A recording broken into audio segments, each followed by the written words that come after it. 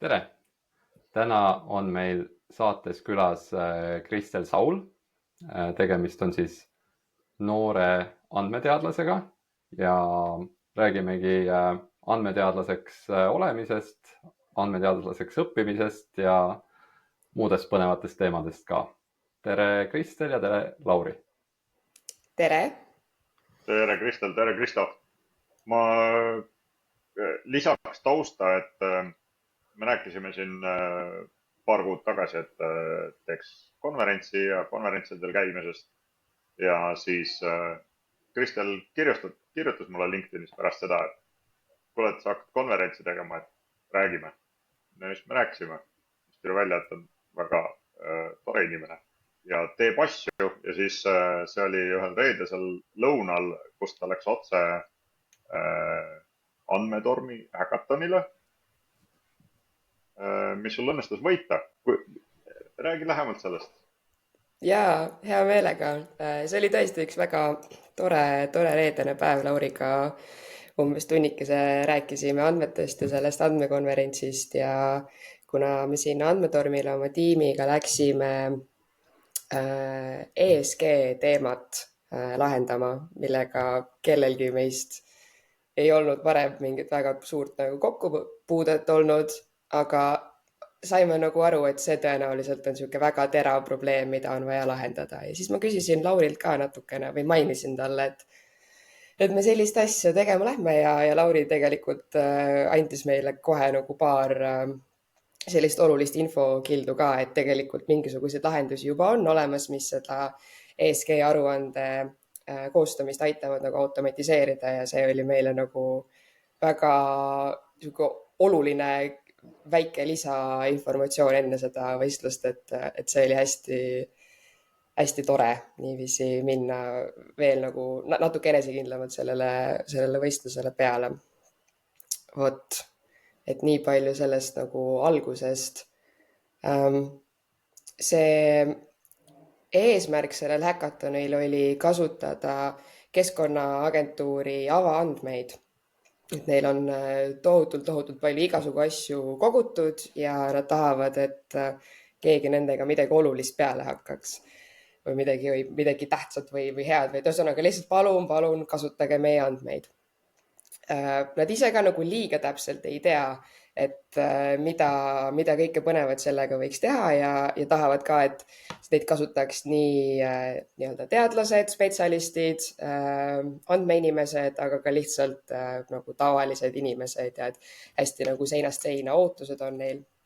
Seetõttu seal häkatonil need väljakutsed, mis nad ise olid nagu välja pakkunud, olid ka väga erinevad, et umbes, et tahetakse, et nende nagu andmete kättesaadavust kuidagi parandataks, et nad oleks atraktiivsemad, et neid oleks lihtsam kasutada, siis mingisugused spetsiifilisemad kasutusjuhud, et vee tarbimist kuidagi niiviisi reaalajas jälgida ja teha mingisuguseid kiireid otsuseid selle põhjal, et kui suvel on põuaperioodid, siis kust tohib vett rohkem võtta, kust vähem.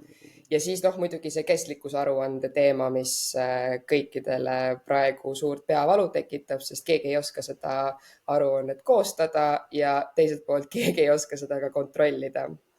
Nii et meie siis läksime sinna sellise ideega, et aitaks seda aruande koostamist kuidagi automatiseerida, sest seal on kokku nagu sadu ja sadu küsimusi ja sa ei saa nendele kõikidele küsimustele vastata ainult oma ettevõtte sisese info põhjal, vaid sa pead kasutama ka neid samu avaandmeid. No näiteks üks küsimus seal on, et kui suur osa sinule kuuluvast maast asub mingisuguses sellises nagu liigirikkusele ohtlikus piirkonnas või mingi selline, hästi raske on mul seda küsimust praegu nagu täpselt meenutada. Aga siis sa peadki üles leidma need õiged kaardikihid, kus on välja toodud, et millised need siuksed ohustatumad piirkonnad on, seda kuidagi siis siduma endale kuuluvate nende maatükkidega ja siis saad sa lõpuks mingisuguse numbri sealt kätte, mis ütleb, et kui kui suur osa siis sellest pindalast või sellest maast siin sellises piirkonnas on. Ja noh, see on nagu ainult üks näide, et mis seal on. Väga paljud need küsimused on ka sellised, millele ei saa anda konkreetset ühte numbrilist vastust, vaid nad on nagu, sa pead midagi kirjutama sinna sõnaliselt, kuidagi kirjeldama, millele ja kuidas sa mõju avaldad. Et noh, nendele küsimustele muidugi saab ka vastata tuginedes andmetele, aga seda ei ole kohe nii lihtne automatiseerida, et lihtsalt tehakse üks päring ja teine päring ja paar arvutust ja siis sul on see number olemas. Et meie siis keskendusimegi selle nagu prototüüpi tehes nendele küsimustele, kuhu saab lihtsalt numbriga vastata, et siis kõik nägi sihuke hästi lihtne ja elegantne välja ja see muidugi kõigile väga meeldis ka, et kui ma seal seda pitchimist harjutasin teisel päeval ja tegin siis esimest korda ühele väga toredale Keskkonnaagentuuri naisele seda läbi, siis talle meeldis see lahendus nii väga, et ta hakkas seal rõõmust hüppama ja plaksutama ja kiljuma, et issand jumal, et palun tehke see nüüd päris asjaks ära ka. Et tõesti see nagu valukoht on lihtsalt nii suur, et see, ma arvan, oli üks väga suur põhjus, miks meil see nii hästi läks, et me valisimegi lihtsalt kõige teravama probleemi. Seal oli üks tiim veel, kes ESG teemat nagu lahendas, nad lähenesid sellele natuke teise nurga alt ja nemad said 3. koha. Nii et siis see juba nagu räägib ka natuke enda eest. Kas siis sai ära lahendatud ja nüüd on seda probleemi enam ei ole? Või mis sellest teie mõttest ja prototüübist edasi sai? Sellest ei ole praegu kahjuks rohkem midagi edasi saanud ja ma arvan, et nagu see lahendus, mis me oma peas välja mõtlesime, on nagu nõuab väga palju aega ja ressurssi, et see nagu päriselt lõpuks ära teha. Ma arvan, me lahendasime sellest ära mingi 0,5%, et lihtsalt näidata, et niiviisi saab teha ja 24 tunni jooksul me rohkem ei jõua. Me ei teinud isegi, me tegime ainult Figma prototüübi lõpuks, et me ei jõudnud seda isegi nagu nii palju.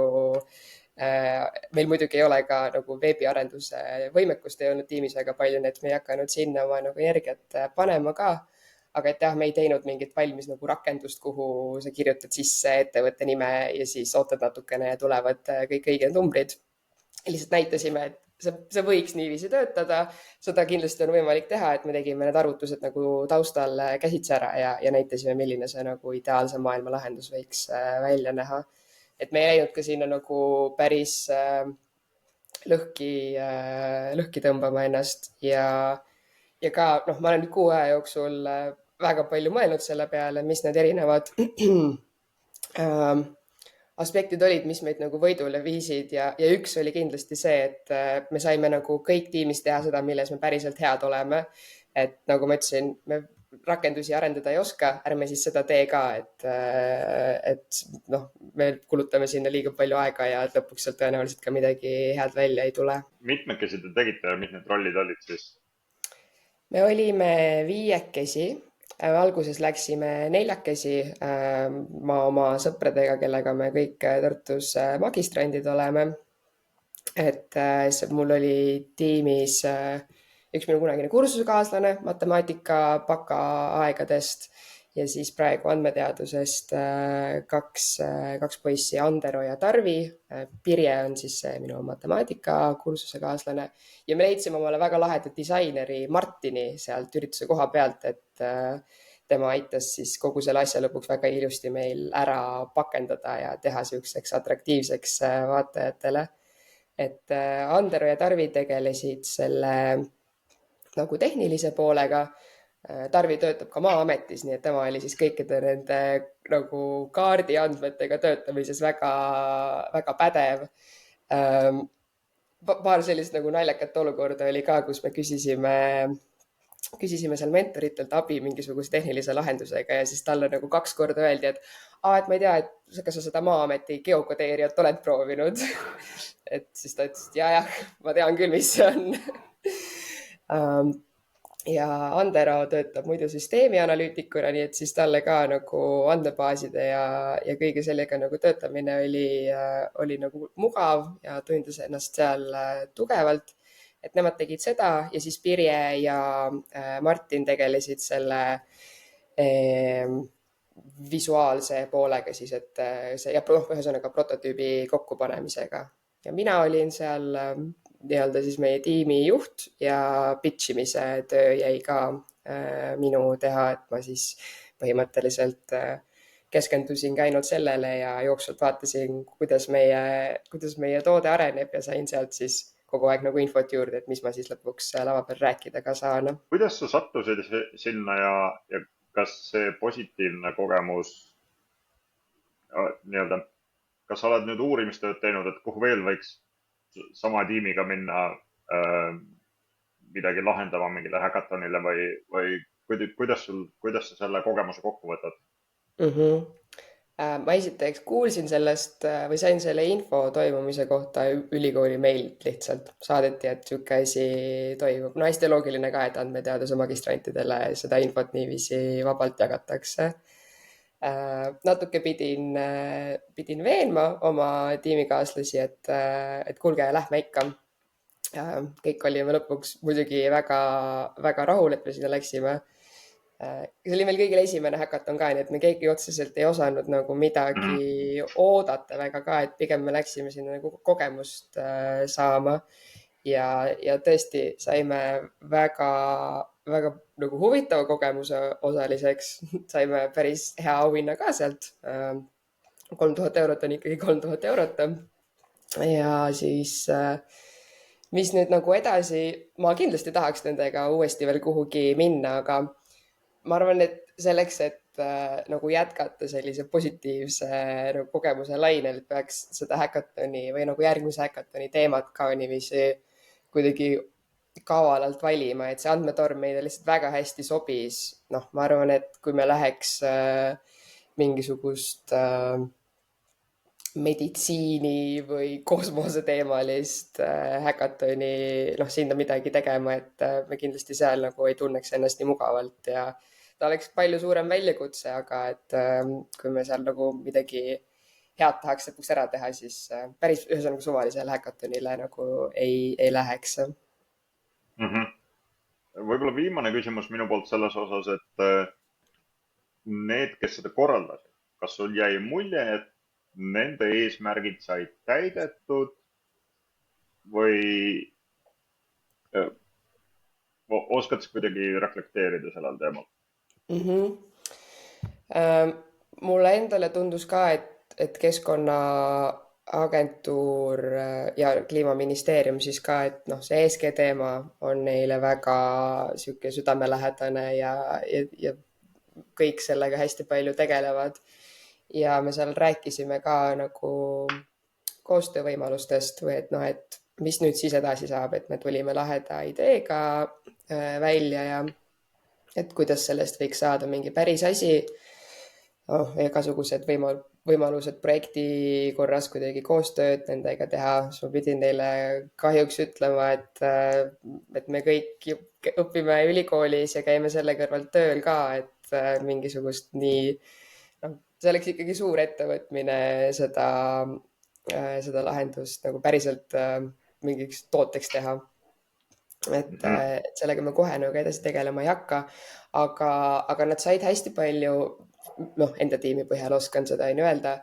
Keskkonnaagentuur sai kohe nagu väga vahetut tagasisidet selle kohta, et mida nad nagu kohe saaksid ise juba ära teha. Nad väga palju juba tegelevad sellega, et seal aruandes nii-öelda neid küsimusi kuidagi lahterdada, et mis valdkonnaga nad seotud on ja selle põhjal on kohe ka neid õigeid andmekogusid võimalik paremini leida. Aga neil on ka endal nagu veebilehel nende andmete kättesaadavus selline, mitte nagu suurepärase kvaliteediga, et lingid ei tööta, kõik juhised ei ole seal korrektsed, et nende, ma nüüd võib-olla eksin, aga nende see peaaegu andmeinsener istus seal tund aega meie laua ääres ja nad seal siis Anderoga kahekesi tegid neid päringuid koos ja ta sai nagu kohe väga vahetult sellist kasutaja kogemust näha, et need asjad päriselt ei tööta, neid on ebamugavalt kätte saada ja kohe hästi palju, et okei, ma lähen esmaspäeval tööle ja ma teen kõik need asjad korda. Mhm. et selles osas nad said nagu väga palju väärtuslikku tagasisidet meilt ja no muidugi meie ka neilt, et me läksime sinna üritusel koha peale niiviisi, et mis see ESG siis täpsemalt ikkagi on ja siis need Keskkonnaagentuuri inimesed istusid seal, seletasid meile, jagasid igasuguseid tabeleid, aitasid meid hästi palju.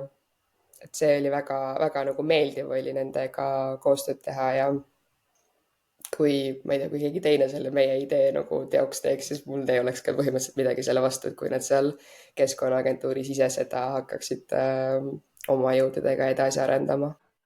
Ma liiguks teemaga võib-olla nüüd sellelt häkatonilt natukene sinna suunas, et sa siis hetkel oled ka magistrant, nagu sa ütlesid, ja lisaks käid tööl täiskohaga G-Scan või G-Scan, kuidas see ettevõtte hääldus õige on.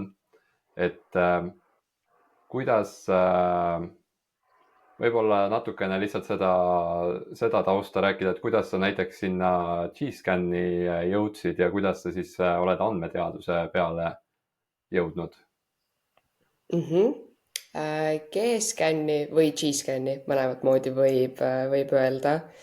Jõudsin ma nüüdseks juba 2,5 aastat tagasi.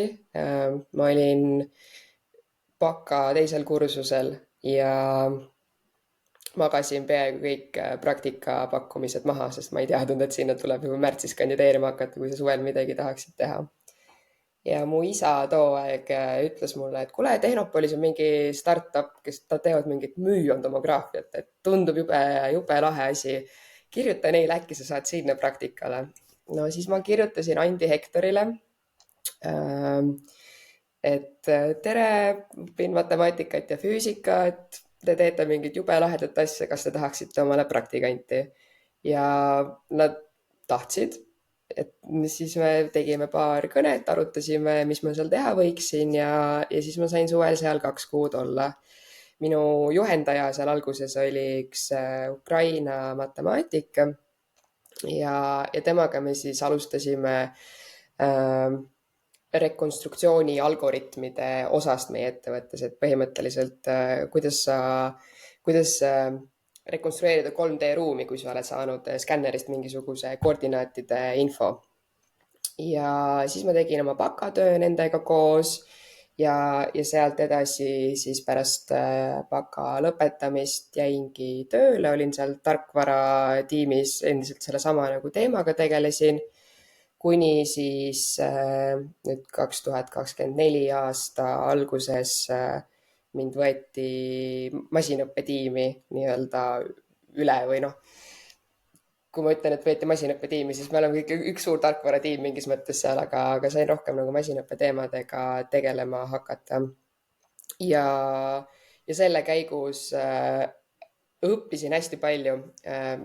Need nii-öelda masinõppe ülesanded, millega mina igapäevaselt tegelen, on peamiselt seotud objektituvastuse ja segmenteerimisega. Et seal on päris palju erinevaid selliseid üldiseid masinõppe valdkondi kõik nagu läbi käinud, alates andmete ettevalmistamisest kuni siis mudeli treenimiseni ja kuidas see mudel pärast ka oma elu edasi elama hakkab. Et kui ma olin seda umbes pool aastat teinud, siis minu tiimi juht Kaarel ütles, et kuule, mine ikka magistrisse ka, et ta on ise selle andmeteaduse magistri esimese lennu lõpetanud. Ütles, et see on väga lahe õppekava ja et ma arvan et sulle täiega meeldiks. No siis kandideerisingi selle põhjal, et kui niiviisi soovitatakse, siis ju peab minema ja sügisel siis alustasingi õppimisega. Mõtlesin küll, et kuidas seda tasakaalu töötamise ja õppimise vahel kõige parem oleks leida, et tegin siis ikkagi selle valiku, et ma jään täiskohaga tööle ja koolis võtan natuke rahulikumalt, et ma siis 2 asja täiskohaga ei tee, seda oleks mulle natuke liiga palju. Aga need ained, mida ma sellel semestril läbinud olen, andmeteaduse meetodid ja masinõpe on olnud nagu selle võrra lihtsamad, et ma olen tööl põhimõtteliselt kõikide valdkondadega või kõikide käsitletud teemadega natuke rohkem või natuke vähem kokku puutunud ja hästi lahe on olnud nagu loengus kuulata, et okei, seda asja ma juba tean ja siis ma saan nagu keskenduda mingitele nendele üksikutele spetsiifilistele asjadele, mida ma näiteks veel ei tea. Et niiviisi on olnud väga mõnus õppida. Ma olen nii-öelda kõrvalt kuulnud, mul on kursusekaaslased, kes ei tule ei loodusteaduse ega täppisteaduse erialalt, et sotsiaalvaldkonnast igalt poolt mujalt tullakse ka. Ja neil paraku läheb nagu põhirõhk sellele, et Pythonit õppida ja kõik see nagu muu osa, mis selles nagu andmeteaduses on hästi põnev, et neid, seda siis veel lisaks haarata sinna kõrvale on kindlasti väga aeganõudev ja nad peavad sinna nii palju rohkem aega panustama. Et ma tunnen, et mul on see, et ma töötan täpselt sellel erialal, et siis tänu sellele on ka võimalik kahte asja niiviisi korraga teha. Kas mingis mõttes, kas sa siis soovitaksidki, et võib-olla nagu, kui võimalik, et nagu mingi aja töötada enne kui õppima minna, et see õppimine on sel puhul justkui täisväärtuslikum, saan ma õigesti aru? Ja mul oli kindlasti niiviisi, et see aasta aega töötamist, mis ma baka ja maka vahele jätsin, oligi sihuke, et ma sain aru, mida ma tahaksin edasi minna õppima, sest mul oli valikuid põhimõtteliselt 3 või 4, et kas minna matemaatikat õppima või füüsikat või informaatikat või siis andmeteadust. Et kõik valikud olid nagu laual ja siis töö käigus see nagu selgus, et mis ma siis teha tahaksin. Õnneks mul oli ka selline, või on selline töökoht, kus ma kõikide nende valdkondadega kokku puutun ka. Et see mu nagu plaan oligi, et ma ju saan tööl kõiki neid asju näha, küllap siis saab selgeks, mis mulle neist kõige rohkem meeldib.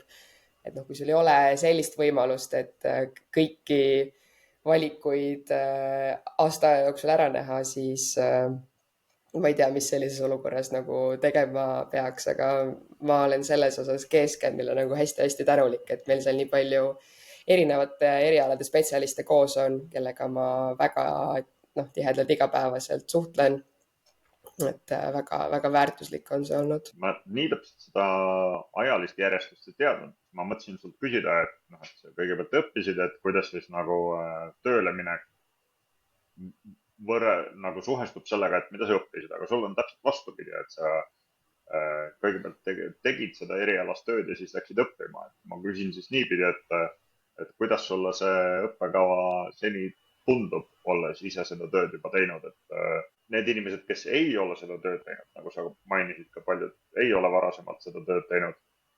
Et kas sul on tunne, et see õppekava valmistab neid heal viisil ette sellist tööd tegema tulevikus? Need esimese semestri ained on olnud väga sissejuhatavad ja ülevaatlikud ja püüavad nagu puudutada kõike natukene.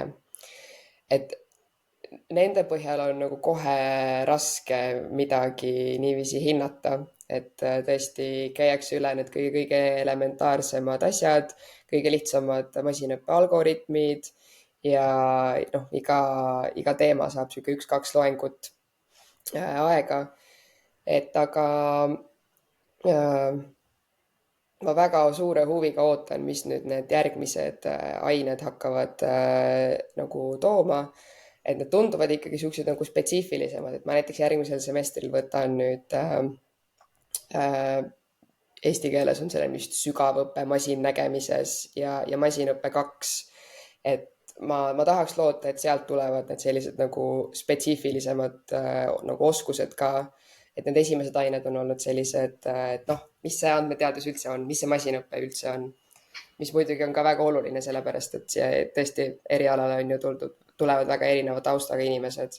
Et ma kohe nagu ei saa öelda, kas see valmistab neid tudengeid suurepäraselt ette, aga mulle meeldib see, et ikkagi alustatakse niiviisi aeglaselt, niiviisi step by step, et ja ainetes ka nagu valdkonnad natukene kattuvad, mis on väga hea minu arvates, et sa kuuled nii-öelda ühelt õppejõud ühe nurga alt, kuidas tema seda seletab, siis teine õppejõud räägib mingis teises kontekstis. Et mulle see on väga, meeldinud nende õppeainete puhul seni. Muidugi nagu halba küll öelda ei ole praegu. aga töö juures ma mõtlen, et sina siis andmeteadlasena kellega või milliste rollidega sa kõige rohkem koostööd teed? Noh, muidugi oma tiimi sees. Meie masinõppetiim on praegu 6-liikmeline ja me oleme seal kõik sellised pooleldi andmeteadlased, pooleldi masinõppeinsenerid, et meil ei ole väga täpset rolliteadust, nagu startupis ikka. Tööülesanded muutuvad vahel isegi iga päev, et üks päev pead ühte asja tegema ja teine päev teist asja, et see ei käi isegi nädalate kaupa. Minule niiviisi töötada väga meeldib, ma tänu sellele olengi väga palju erinevaid asju teha saanud, väga palju õppinud töö käigus. Et ühesõnaga see masinõppetiim, kuna mina masinõppetiimist ainsana olen Tartus, kõik ülejäänud on meil Tallinna kontoris, et siis Tartus on meil ka tehas, kus me seda müüjantomograafi päriselt kokku paneme, siis ma tänu sellele saan siin väga palju füüsikute ja mehaanikutega nii-öelda kokku puutuda. Ma kuulen nagu vahetult pealt, kuidas neil parasjagu läheb. Ja mis puudutab nagu seda, kuidas me endale andmeid kogume, sest me selle tomograafiga päriselt füüsiliselt iga päev kogu aeg midagi nagu skännime. Ja see, et mida me siis sinna skännerisse sisse paneme, minul on seal ka nagu olnud üsna suur roll, kuna ma olen ka see, kes füüsiliselt saab sinna midagi sisse panna ja ma näen, mida me ja kuidas mõõdame. Et ma olen siis nagu selline vahelüli natukene meie masinõppetiimi vahel, kes tahab neid andmeid koguda ja siis selle füüsikute tiimi vahel, kes seda tomograafi kokku panevad ja selle mõõtmisega nagu tegelevad. Et see on, ma arvan, väga suur roll, mida mina praegu pean.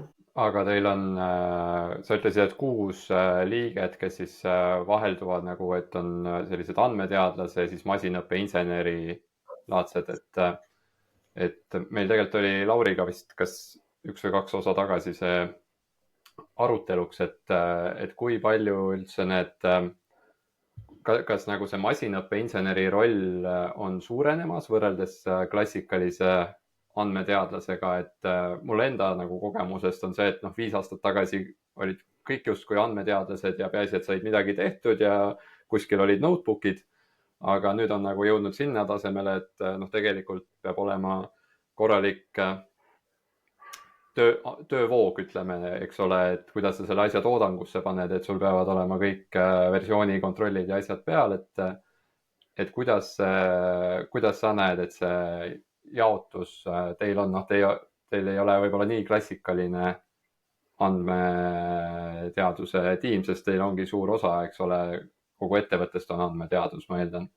Aga kuidas teil Gscanis need asjad umbes lahendatud on?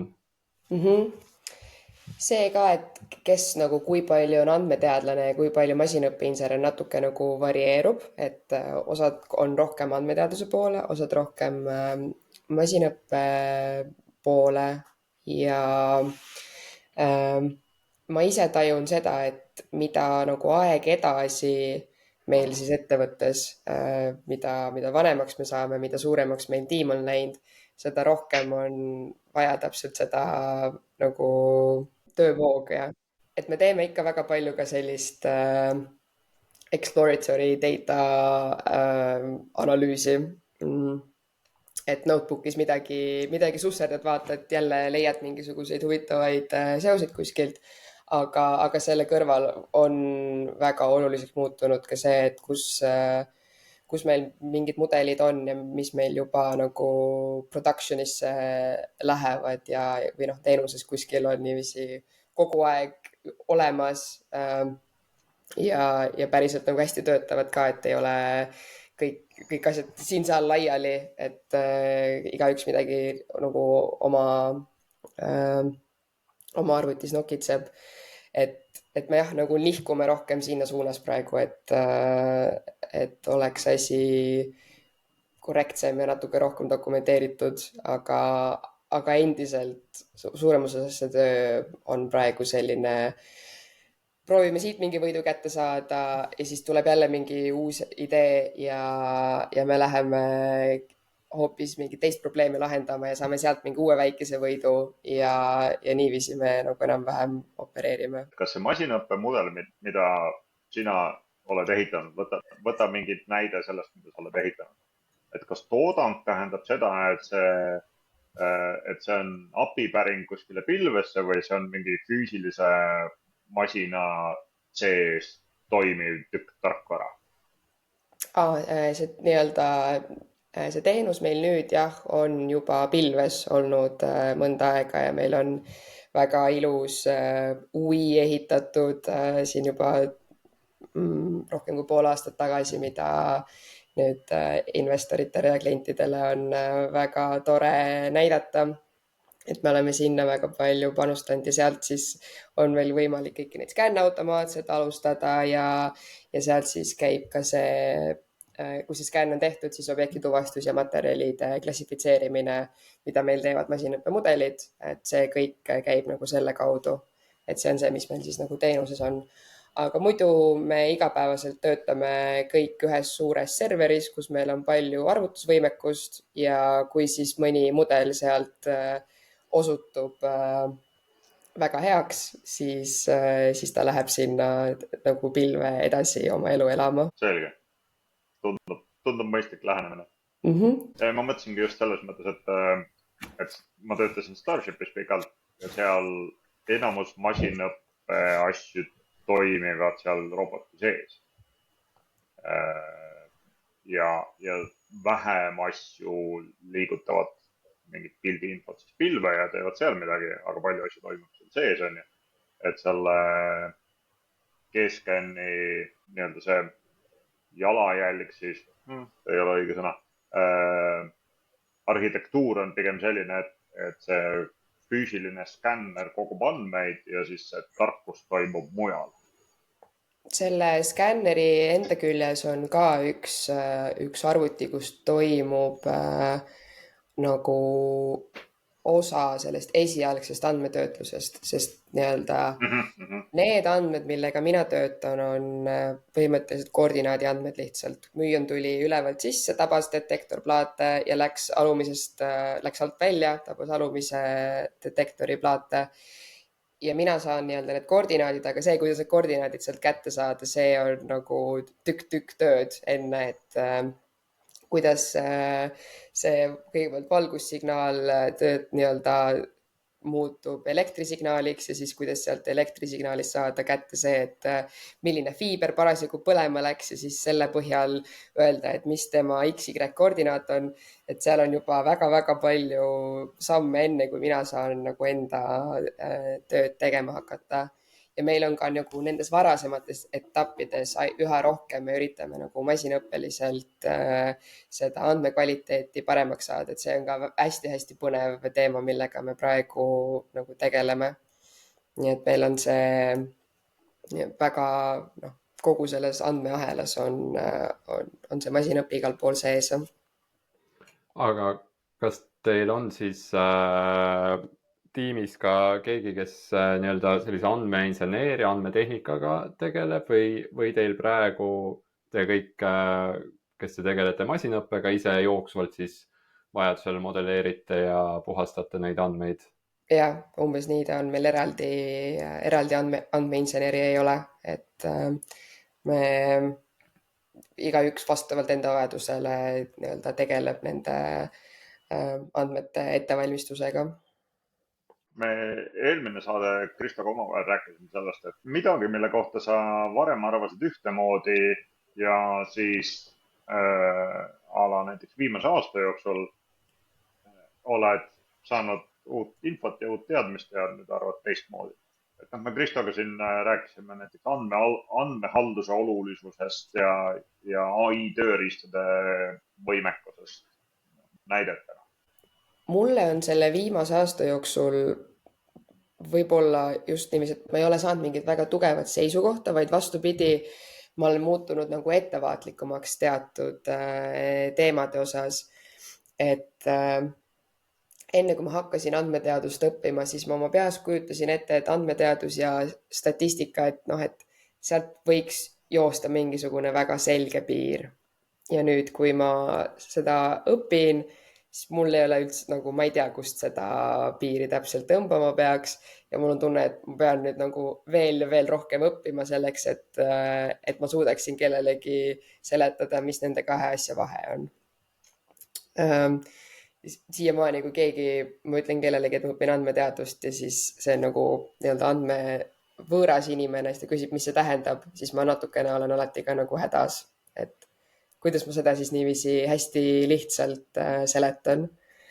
Et mina olen jah, pigem sellises olukorras, et ma tunnen, et ma ei tea andmete ja tehisintellekti ja masinõppe kõikide nende valdkondade kohta piisavalt palju, et ennast veel mingiks suureks spetsialistiks nimetada, et ma olen kuskil täpselt selle koha peal, et appi ma ei tea ju mitte midagi. Aga vahel on tööl ja koolis ikka mingid sellised hetked, et see asi tuli praegu päris hästi välja, et siis see ikkagi innustab edasi õppima ja töötama ka. See käib läbi terve elu, ma arvan, et sa tunned, et nüüd tead midagi ja siis tuleb jälle see, et appi ma ei tea mitte midagi ja siis jälle, et tead midagi. Psühholoogias on selle kohta täitsa termin, see on see Dunning-Kruger kurv. Kui sa ei tea midagi, siis tundub lihtne. Kui sa hakkad asjadest vaikselt aru saama, siis jõuab kohale ka kõik see, et mis on need kohad veel, millest sa ei tea midagi. Ja siis üksikute teemade osas aastaid hiljem tekib arusaamine, et ma vist nüüd enam-vähem tean. Aga ma lõpetuseks küsiks siis, et kuidas sa selle osas rahul oled, et sa oled siis valinud selle andmeteaduse tee, et sa rääkisid ka, et sul oli mitmeid neid valikuid, et matemaatika, füüsika. Kas sa nagu oled vahepeal mõelnud, et mis siis oleks olnud, kui oleksid teises suunas läinud või praegu tundub kõik hästi, ja kas sul on mingeid soovitusi kellelegi, kes on sarnases seisus, nagu sina olid näiteks aasta või 2 tagasi? Mina olen tohutult rahul. Suuresti selle tõttu, et ma töötan lihtsalt nii lahedas ettevõttes ja lisaks sellele, et me nagu tegeleme väga crazy valdkonnaga. Mulle lihtsalt need ülejäänud inimesed seal ka nii meeldivad ja et mulle on seal antud nii palju võimalusi, mind on seal usaldatud ja et ma olen seal saanud hästi palju õppida. Et mida ma nagu tahaksin soovitada, on see, et kui töötada kas ülikooli kõrvalt või 2 õppeastme vahel, et siis nagu sellises kohas, kus tunned midagi sarnast, mida ma just kirjeldasin, et lihtsalt nii lahe on tööl käia ja et sa tunned, et sa õpid kogu aeg midagi. Ja see on ka hästi klišee asi, mida öelda, aga et ära ole kõige targem inimene ruumis, et meil on tiimis nii palju oma eriala spetsialiste, kellele ma nagu nii-öelda väga palju alt üles vaatan ja ma tean, et mul on neilt nii palju õppida ja ma olen selle eest hästi tänulik. Ja tõesti see aastavahet aitas mul sellele otsusele jõuda. Et ma ei ole kordagi mõelnud, et ma tunneksin ennast paremini kas praegu matemaatikat või füüsikat õppides.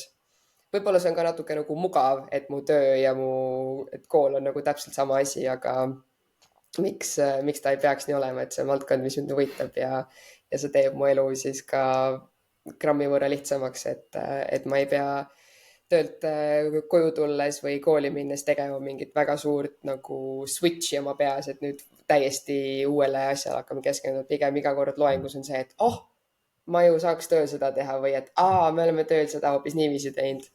Et see seos on lihtsalt nii tugev ja see muudab õppimise ja töö tegemisega huvitavamaks. Väga tore kokkuvõte. Eks me sellepärast neid külalisi kutsume ka, et me arvame ka, et me ei ole kõige targemad inimesed ruumis. Aitäh tulemast! aitäh kutsumast. aitäh, Kristel. Tšau. Tšau.